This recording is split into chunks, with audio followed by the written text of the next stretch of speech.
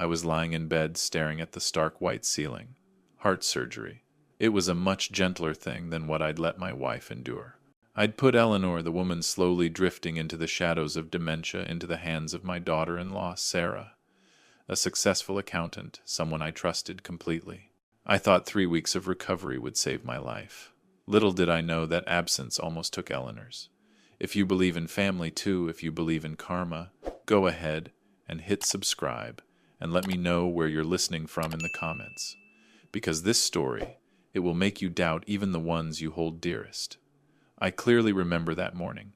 The September sunlight poured through the kitchen window. It was golden, but it felt cold. It only highlighted the floating dust particles and the impending sense of loneliness.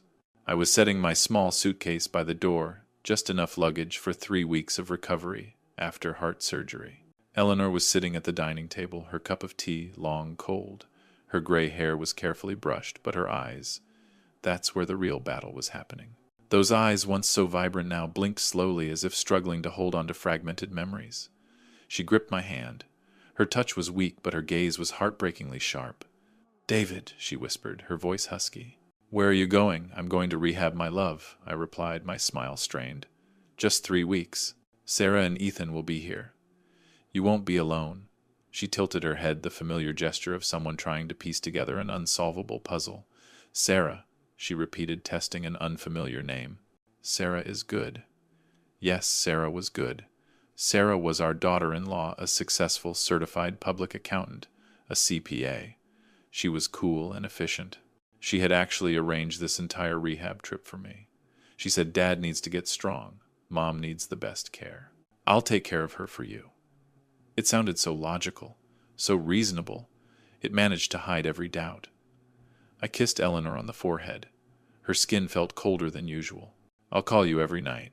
Remember, I always call you." Sarah walked into the kitchen.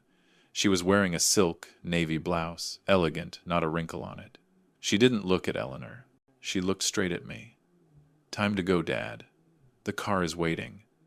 I've prepared all your medications and a list of what to avoid." The way she said the word Dad was sharp like a surgeon's knife. It wasn't daughterly affection. It was an efficient commitment. I shrugged it off, telling myself, at least the girl is responsible. Ethan, my son. Sarah's husband appeared in the doorway. He wasn't in a suit like his wife, just a faded polo shirt. His eyes always avoided looking at me, avoided looking at his mother. Ethan was a failed man. A string of terrible business ventures had drained his savings, and Sarah's money too.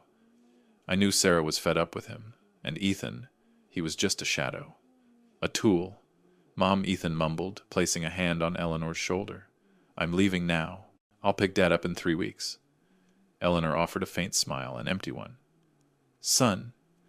I hugged Ethan tightly. "Take good care of your mother." "Yes, Dad," he replied.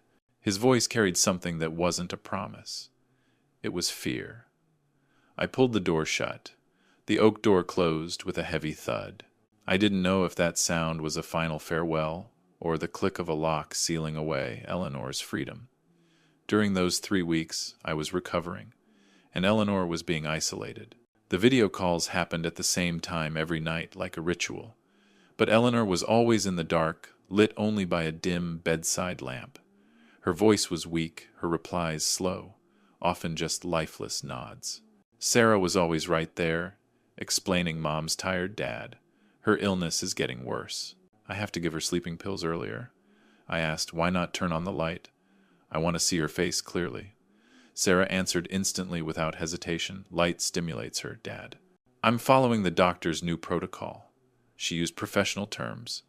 Protocol-stimulated medication, as if they were an impenetrable steel shield. I'm an engineer, I'm used to logic, so I believed her.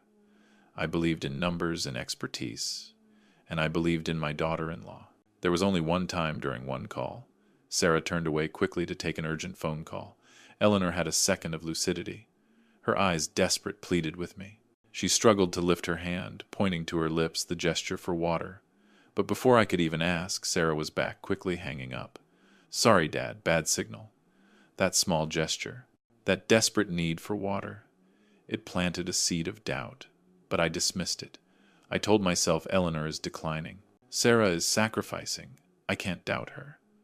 While I was trying to repair a physical heart, an unseen crime was being planned under my roof. It was the perfect setup: 3 weeks of quiet, a weak husband confined to recovery, and a victim chemically confined, unable to call for help. Those 3 weeks for Sarah and Ethan were the golden time to finalize their inheritance agreement. The unease I felt during that final video call was not random. It was a husband's instinct misled by dry logic. Back home, Sarah began to execute her plan, cold and precise. She knew Eleanor would never sign any papers if she was fully lucid. Dementia might take away memory, but it doesn't take away the instinct for survival. Eleanor's eyes were still watchful, her hand still strong enough to hold a pen. The problem was breaking that will. I found out later Sarah didn't need a basement or chains. She used something far more terrifying: chemicals. Eleanor had a mild sedative prescription to help her sleep at night. Sarah, a CPA, wasn't a doctor, but she was smart and methodical. She began to increase the dosage just a little bit every day. Not enough to cause immediate shock or death, but enough to sink Eleanor's body into a state of disorientation and perpetual haze. "Just keep her still," I heard on a recovered audio clip later. It was Sarah's voice, calm, echoing in the kitchen where Eleanor was kept. "Don't let her mess up our plans, Ethan. Ethan, my son." He was just a lurking shadow. He saw his mother sleeping all day. He saw his wife mixing those white pills into the pureed food. He closed his eyes. His financial failure and his fear of losing his wife Sarah being his last source of money made him a willing accomplice.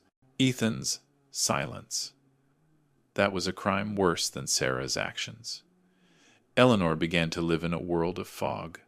Everything moved, slowly distorted. The atmosphere in the master bedroom became heavy, suffocating. Light never entered. Sarah always kept the curtains drawn. Not because light stimulates her, as she told me, but because she didn't want anyone to see Eleanor's puffy face, her dark ringed eyes. She wanted to hide the evidence of mental captivity. The isolation was complete. Sarah gave all the caretakers time off, saying Eleanor was stable and she wanted to care for her herself. The door to David and Eleanor's house closed, locking hope inside. The quiet in that house for Eleanor was now a sealed chamber. It was the 15th day since I left. That was the day Sarah needed the signature. She needed to sell our retirement portfolio, an asset worth nearly $500,000, to bail out Ethan's collapsing cryptocurrency business.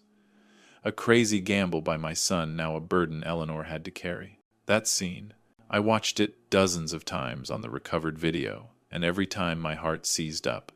Sarah was in her business attire, hair pulled back.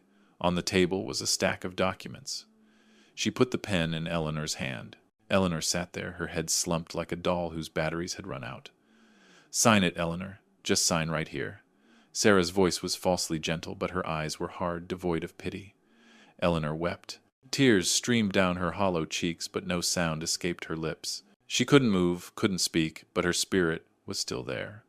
It was the ultimate torture, trapped inside her own body, witnessing her assets and her life being stolen.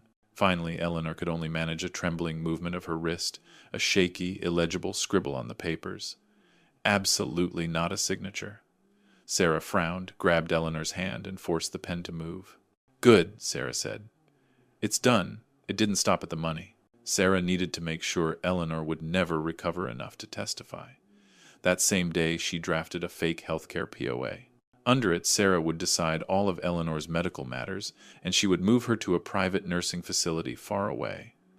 This was the final step, isolating Eleanor from David forever, or until she passed away from the medication. Meanwhile, at the rehab center, I was watching a dull show on TV when my phone rang. Not from Sarah, but from our bank in San Diego, asking about a large asset transfer. "Is the name Eleanor Miller correct, sir?" The banker's voice was cautious. That caution. It was the first beam of light through my fog. "Yes, that's my wife," I replied, my throat tightening. "What's wrong?" "The signature." "It looks a little different, sir. It looks like she had some difficulty signing." Eleanor's gesture, pointing to her lips, begging for water in the video call, suddenly became crystal clear. The weak voice, the dim light. I realized they weren't just selling my stocks, they were selling my wife's remaining time. I canceled my scheduled flight. I booked an emergency ticket for the soonest possible flight. 3 weeks of recovery was only 21 days, but I couldn't wait any longer. I had to go home. I had to break that perfect isolation. I flew home that night. The plane shook violently, but I felt nothing but the coldness of betrayal. I carried a recently patched heart, but I was ready to fight. I knew I couldn't afford to slip up for a second. The isolation was broken. The hunt for evidence began. The taxi dropped me off at the corner around midnight. I asked the driver to stop 2 blocks from the house. Not because I was afraid of being robbed, but because I was afraid of being discovered. The house was submerged in darkness. Quiet, but not the quiet of sleep. It was the quiet of a tomb. I opened the door with the spare key, silent as a ghost. My heart, newly patched, pounded relentlessly, threatening to tear out of my chest. Hot blood rushed in my ears. I didn't turn on the lights. Everything in the dark was familiar. Every step, every corner of the table. I slid into the master bedroom. Eleanor was there. She wasn't asleep. She was paralyzed. Her eyes wide open, staring at the ceiling. I called her name, my voice hoarse. "Eleanor, I'm home." No reaction. I reached out and touched her cheek. Cold. A cold not of autumn, but of deep loneliness. I lifted her wrist. Her pulse was weak, terrifyingly slow. The faint scent of medicine hung in the air. I leaned close to her ear. "I know. I'll fix everything. I'll save you." I left the room, biting my lip to keep from crying. No time to waste on tears. I had to act. Sarah and Ethan were sleeping soundly upstairs. I had a few hours. The first target, the cloud security system. I had installed a small camera in the family room where Eleanor and I often read. It was connected to the cloud, a solution I chose because it stored data off-site. I trembled as I opened my laptop, accessing the account. All the videos from the past 3 weeks were there, except for one crucial time frame, from 9 a.m. to 12 p.m. on the 15th day. That was when Sarah forced Eleanor to sign the papers. The file was deleted, no doubt about it. Sarah, with the meticulous mind of a CPA, had left a flaw in her steel wall. She thought deleting the file was enough. But she forgot I was an old engineer. I knew about algorithms, about caches, about how data never truly vanishes. I spent a precious hour accessing hidden folders, temporary backups, numbers, lines of code. Sweat dripped onto the keyboard. I wasn't David in recovery anymore. I was a desperate man, digging for truth from the digital ashes. And then it appeared. The video file compressed, partially corrupted, but still viewable. I opened it. The audio was distorted, but the image was painfully clear in every detail. I've already recounted this, but to witness Eleanor silently crying, to witness Sarah's strong hand pressing down on my wife's hand, forcing the signature, it was a completely different experience. My heart felt crushed. It wasn't just financial crime. It was pure cruelty. But I needed physical evidence. I needed the pills. I remembered seeing Sarah stash something in the laundry room. I crept downstairs, each wooden step creaking underfoot, every sound like a gunshot in the still night. Laundry room neat, clean. I opened the old medicine cabinet. Nothing. I opened the linen cupboard. Nothing. I knelt down, tracing my fingers behind the washing machine. A faint clink. It was an empty tin box. Inside, there were 2 pill bottles. One labeled for Eleanor the correct dosage. The other, unlabeled, had a small piece of tape with the word "strong" written on it. It was full of white sedative pills. I photographed them with my phone, carefully placed them in a Ziploc bag, then hid them inside my jacket. Just then I heard Ethan cough upstairs. They were awake. I couldn't confront them now. I was weaker than them. I needed the law. I needed medical evidence. I looked at Eleanor one last time. She was still lying there, her eyes looking straight at me. I whispered, "I'm leaving, but I'll be back with help. Don't leave me." I escaped the house, walking quickly into the darkness. My back was soaked with cold sweat. I pulled out my phone, called the police, called the private detective I knew. My voice was strangely calm, like a machine reading aloud an indictment. The truth had been found. There was only one more thing to do before I handed this evidence over. I had to talk to my son. I called Ethan, setting up a meeting at a cafe 20 minutes away. I didn't give him a chance to refuse. My voice then, it wasn't a father's voice. It was the judge's voice. I drove to the Morning Grind Cafe. It was where we usually went on Sundays. The familiarity of the place made the betrayal even more sickening. Ethan was already there. He was sitting with his back to me, but I recognized my son's thin silhouette. He was drinking coffee, staring into space. When I pulled out the chair opposite him, Ethan flinched as if shocked by electricity. "Dad," his voice was shaky. "You're back early. Do you know why I'm here?" "Not for recovery anymore, Ethan," I asked, my voice so low I barely recognized it.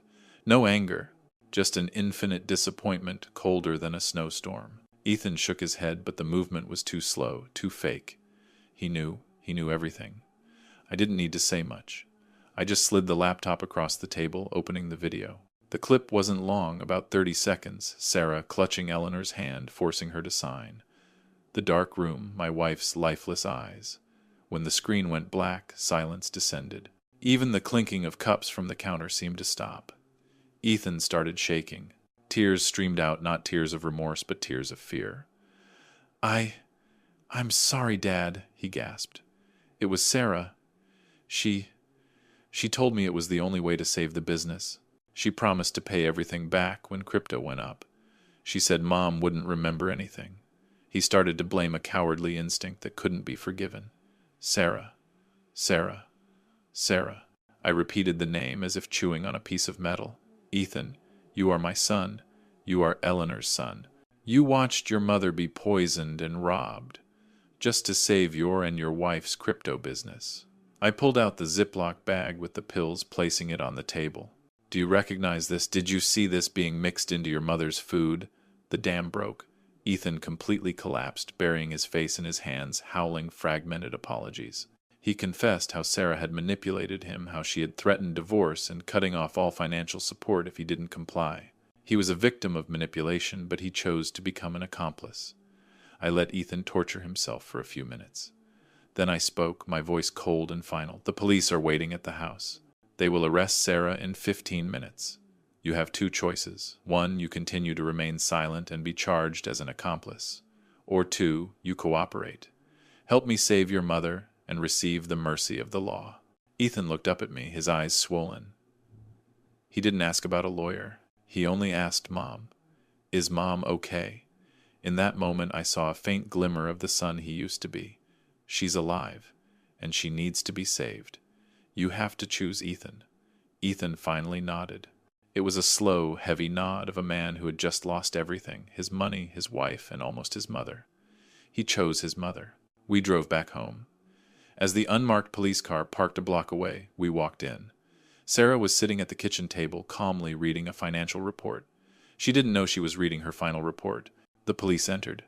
"Sarah Miller, you are under arrest for suspicion of elder abuse, unlawful confinement, and financial exploitation." Sarah stiffened, offering no resistance. She only turned to look at Ethan, her gaze not of regret but of contempt for his confession. As the officers led her away, Sarah walked past me. She whispered, "You will lose them both, Dad." The words didn't hurt me, because the greatest pain was what remained. I looked at Ethan. He was still standing there, his eyes red. He chose to cooperate. He would be shown leniency. But I couldn't forgive my son, not for the money, but because he didn't protect his mother. He chose silence for too long. "You are not my son anymore, Ethan," I said, not looking at him. "This is permanent." I turned my back and left, leaving Ethan alone in the kitchen. Justice had begun, but the price was an irreparable family fracture. After Sarah was taken away, after I left Ethan in the kitchen, I rushed straight to the hospital.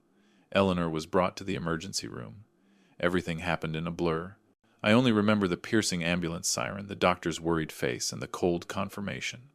The sedative dosage was 3 times the acceptable limit. It didn't kill her immediately, but it accelerated the cognitive decline. Like an hourglass shaken violently, the last grains of sand fell faster. Eleanor was detoxed. Her physical condition improved. She was no longer in a haze. But her lucidity was almost completely gone. The coldness I felt when I touched her cheek was no longer from the drugs. It was the coldness of the permanent void Sarah had created. I sat by her bedside, holding her hand. The white hospital light highlighted the wrinkles and the withering on her face. I saved her from death, but I couldn't save her from herself. I looked at Eleanor. She looked at me. Then she smiled, a bright, pure smile like sunshine. "Who are you?" she asked. "Are you a doctor, Dr. Miller?" My heart broke. That was the first time she forgot me after being saved. I leaned down and kissed her hand. "I'm David, my love. I'm your David." She nodded, accepting it. A moment later, she forgot again. But I remained patient. She taught me patience over the years of her dementia. Now I was teaching her back. The trial took place 6 months later. Everything was exhausting, drawn out. Ethan, my son, testified against his wife in exchange for probation and community service. He was a weak, fearful witness, but his testimony, along with the video and the pill bottles, was undeniable evidence. Sarah Miller, the cold and ambitious woman, was sentenced to 12 years in prison. She heard the verdict stoically without a single tear, only her gaze sharp and full of hatred fixed on me. The money, nearly $500,000, was gone. It was lost in the crypto market and legal fees. We sold the house, a house too large for the two of us, now cold and full of ghosts. We moved to a smaller apartment closer to the park, closer to the sun. I became Eleanor's primary caretaker. Every morning I made breakfast. I always opened the curtains. The morning light flooded the room, warm and genuine, no longer the light of deceit. One day, as I was tying her shoelaces, Eleanor suddenly grabbed my hand, her eyes looking at my wedding ring. "Whose is this?" she asked. "It's yours," I replied without hesitation, "and this is mine. We are married, Eleanor. We are," she repeated, then sighed. "You have to protect it. It's everything." She wasn't talking about the ring. She was talking about trust, about the sanctity of a promise. I saved Eleanor, but I lost my son. Ethan calls, sometimes sends cards. I don't answer. I can't. The justice of the law forgave him, forgave his weakness. But a father's justice did not. I think of Sarah's final whisper. "You will lose them both." Yes, I lost Ethan. I lost the image of a complete family. But I still have Eleanor. I still have the afternoons holding her hand, walking in the park.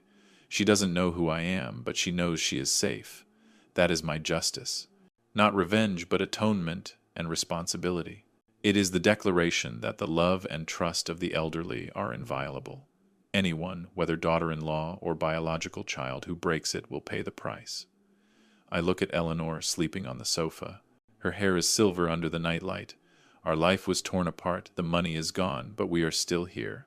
We are still fighting. And that is what Sarah couldn't steal. I turn off the light. This day is over.